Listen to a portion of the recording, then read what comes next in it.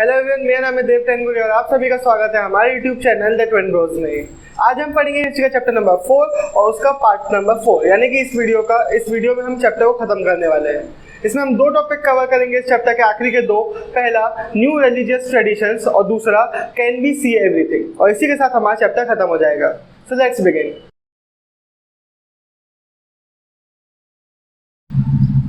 हमारा पहला टॉपिक है the new religious traditions, the development of Mahayana. First century CE के बाद जो बुद्धिज्म कल्चर था उसमें धीरे धीरे चेंजेस आने लगे। जैसे कि पहले हमने पढ़ा था कि बुद्धिज्म कल्चर में सेल्फ एफर्ट को बहुत ज़्यादा इंपॉर्टेंस दी जाती है। बोला जाता है कि आपको खुद को एफर्ट्स लगाने पड़ेंगे, तपस्या पश्चाताप करना पड़ेगा, खुद को पनिश करना पड़ेगा और फिर ही आप फ्रीडम अटेन कर पाओगे। लेकिन अब धीरे धीरे नए ट्रेडिशंस चालू होने लगे थे। सोसाइटी में सेवियर्स बनने लगे थे और लोग सेवियर्स पे आस्था रखने लगे थे। सेवियर्स यानी कि ऐसे कोई रिलीजियस लोग और डाइटी जो आपको निब्बना यानी कि फ्रीडम अटेन करवाने में हेल्प करेंगे। तो बेसिकली पहले माना जाता था कि गौतम बुद्ध खुद एक इंसान थे, उन्होंने सेल्फ एफर्ट किया, उसके बाद उन्होंने एनलाइटमेंट अटेन करी और फिर निब्बना अटेन किया। लेकिन अब धीरे धीरे लोग नए ट्रेडिशंस में मानने लगे थे। जैसे कि गौतम बुद्ध को धीरे धीरे लोग भगवान मानने लगे थे और बोधिसत्ता सोसाइटी में आने लगे थे। बोधिसत्ता कौन होते हैं? ऐसे लोग जिन्होंने खुद सेल्फ एफर्ट किया लेकिन इस दुनिया को त्यागा नहीं, निब्बना को अटेन नहीं किया, बल्कि लोगों को दुनिया को हेल्प करना चालू कर दिया फ्रीडम अटेन करने के लिए। तो ऐसे ही सोसाइटी में गौतम बुद्ध और बोधिसत्ता की इंपॉर्टेंस बहुत बढ़ गई थी। अब इन लोगों को वर्शिप किया जाने लगा था सोसाइटी में। तो इसी से हम देख सकते हैं दो टाइप के ट्रेडिशन चालू हो गए थे बुद्धिज्म कल्चर के अंदर ही। एक ओल्डर ट्रेडिशंस जिसमें बेसिकली सेल्फ एफर्ट को इम्पोर्टेंस दी जाती थी और बोला जाता है आप खुद अपने एफर्ट से पश्चाताप से आप निब्बना को अटेन करिए। और एक न्यूअर ट्रेडिशन, लेटर ट्रेडिशंस, जिसमें बोला जाता है कि गौतम बुद्ध और बोधिसत्ता को वर्शिप किया जाता है, उनकी इंपॉर्टेंस बहुत ज़्यादा बढ़ गई थी जिसमें। तो बेसिकली जो नए ट्रेडिशंस थे इसको खुद लोग ये अपने आप को बोलाने लगे महायाना।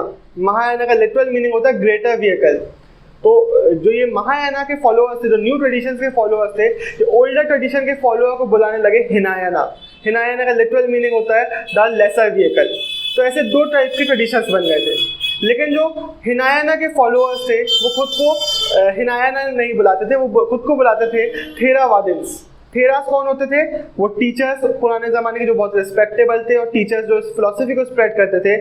तो ये लोग जो हिनायाना के फॉलोअर्स थे वो खुद को थेरावादिन्स बुलाते थे, यानी कि फॉलोअर्स ऑफ थेरास, जो पुराने ज़माने के टीचर्स हैं उनके फॉलोअर्स।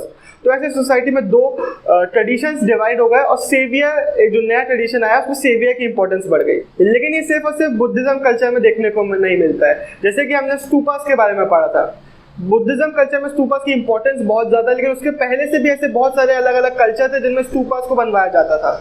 तो वैसे ही बुद्धिज्म कल्चर के अलावा ही बहुत से ऐसे ट्रेडिशंस थे जिनमें सेवियर को माना जाता था, भगवानों में माना जाने लगा था। जैसे कि अब अगर हम बात करें तो हिंदुइज्म में दो ट्रेडिशंस देखने को मिलते हैं, वैष्णविज्म और शैविज्म।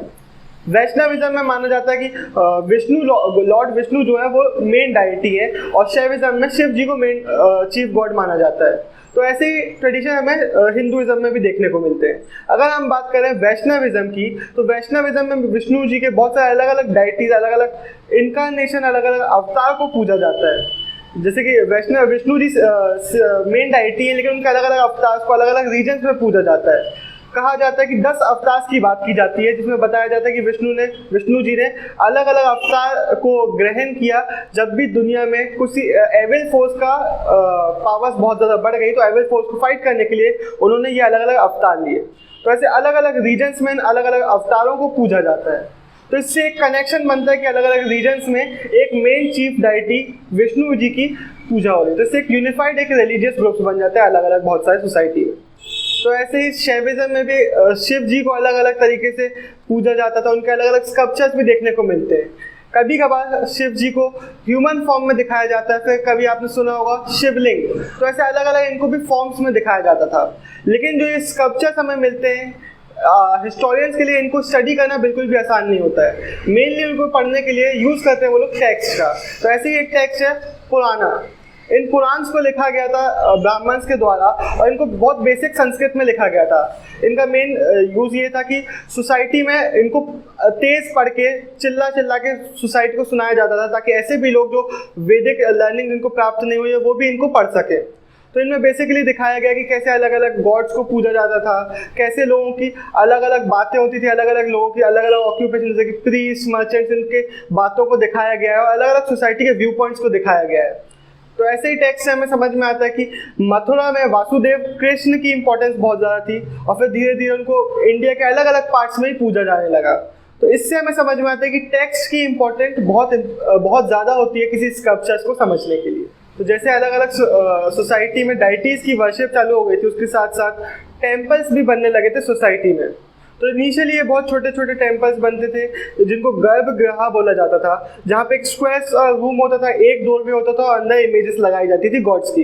लेकिन धीरे धीरे ये ग्रो करना चालू हुए, जहाँ पे इनिशियली एक सेंट्रल शाइन के ऊपर एक बहुत बड़ा स्ट्रक्चर बना देते थे जिसको शिखा बोला जाता था, और उसके बाद वहाँ के जो वॉल्स थे, वहाँ के जो गेटवेज थे, उनको भी बहुत बड़े बड़े ह्यूज गेटवेज और वॉल्स बनाने लगे। धीरे धीरे वहाँ के गेट वॉल्स के अंदर स्कल्पचर्स लगाने लगे, कार्विंग्स करने लगे और बहुत सुंदर ये स्ट्रक्चर्स बनाने लगे।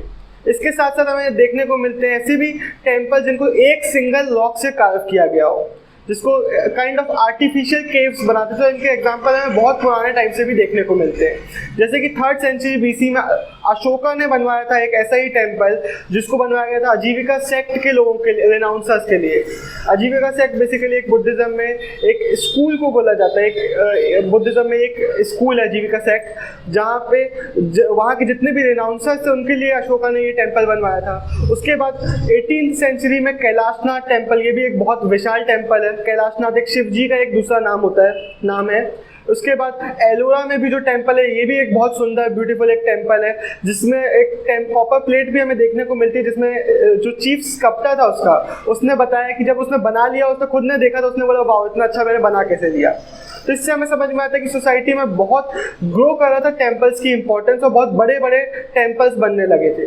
कुछ टेम्पल्स में वहाँ पे टाउन हॉल भी बना देते थे, धीरे धीरे वाटर सप्लाई भी चालू होने लगी, लोगों के लिए अच्छी फैसिलिटीज़ भी बनने लगी और टेम्पल्स बहुत ज़्यादा ग्रो किए सोसाइटी में। और आज भी हम देखने को मिलता है, आप टेम्पल विजिट करें तो बहुत ब्यूटीफुल टेम्पल्स देखने को मिलते हैं। तो अब हम बढ़ेंगे हमारे आखिरी topic, can we see everything पर। इसमें बेसिकली हम बात करेंगे कि जो हम पढ़ रहे हैं वो क्या पूरा सच्चाई है या कितना झूठ है, कितना सच है। सबसे पहले तो 19th सेंचुरी में जो यूरोपियन स्कॉलर्स थे, जब वो इन स्कल्पचर्स को देखते थे, वो कोशिश करते थे कि अपने ग्रीस के वर्क्स को, ग्रीस के स्कल्पचर्स को इनसे कंपेयर करने की कोशिश करते थे, इनको समझने की कोशिश करते थे। वो बेसिकली बोलते थे कि जो इंडियन आर्टवर्क है, जो इंडियन स्कल्पचर्स है, वो इन्फीरियर है उनके ग्रीस के आर्टवर्क से।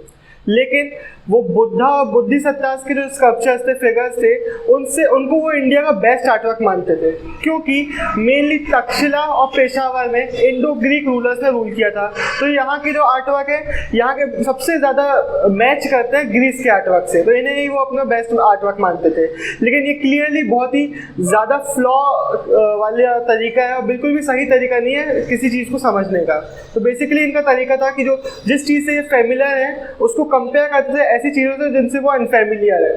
तो बेसिकली ये इंडियन आर्ट को समझने का बहुत ही ख़राब तरीका था और इससे बिल्कुल भी समझ में नहीं आ सकता कि वो फिगर क्या रिप्रेजेंट कर रहा है। अब इसके बाद कुछ आर्ट हिस्टोरियंस का तरीका होता है कि वो टेक्स्ट को पढ़ने की कोशिश करते हैं किसी फिगर को समझने के लिए। ये बहुत पहले वाले तरीके से तो बहुत ज़्यादा अच्छा है, लेकिन इसमें भी बहुत सारे फ्लॉज हैं। जैसे कि एक बहुत बड़े रॉक्स के सरफेस पे कुछ स्कल्पचर्स बनाए गए महाबलीपुरम में, तमिलनाडु में। अब जब इस स्कल्पचर को लोग देखते हैं, आर्ट हिस्टोरियंस देखते हैं और वो कंपेयर करने की कोशिश करते हैं टेक्सचुअल एविडेंस से, तो ये बहुत ज़्यादा कंफ्यूजिंग हो जाता है, क्योंकि आप ये नहीं बता सकते कि किस टेक्स्ट का हिस्सा है। कुछ आर्ट हिस्टोरियंस बोलते हैं कि ये गंगा रिवर को रिप्रेजेंट कर रहा है और ये कुरान की किसी एक स्टोरी से मैच कर रहा है। फिर दूसरे आर्ट हिस्टोरियंस बोलते हैं कि नहीं, ये यहाँ पे अर्जुन को दिखाया गया जो तपस्या कर रहे हैं आर्म्स को पाने के लिए भगवान से, और ये इस रिवर में तपस्या कर रहे हैं, ये महाभारत की एक स्टोरी से है। तो इससे भी हमें समझ में आता है कि टेक्स्ट से 100% किसी स्कल्पचर को समझना बिल्कुल भी आसान काम नहीं होता है।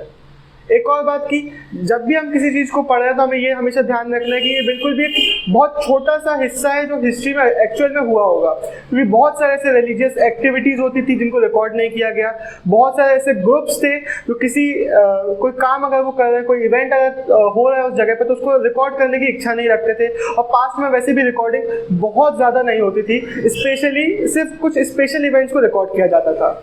तो जैसे कि हम कह तो सकते हैं कि ये चैप्टर हमें बिल्कुल समझ में आ गया, लेकिन हिस्ट्री को हम बिल्कुल नहीं मान सकते कि हम 100% समझते हैं।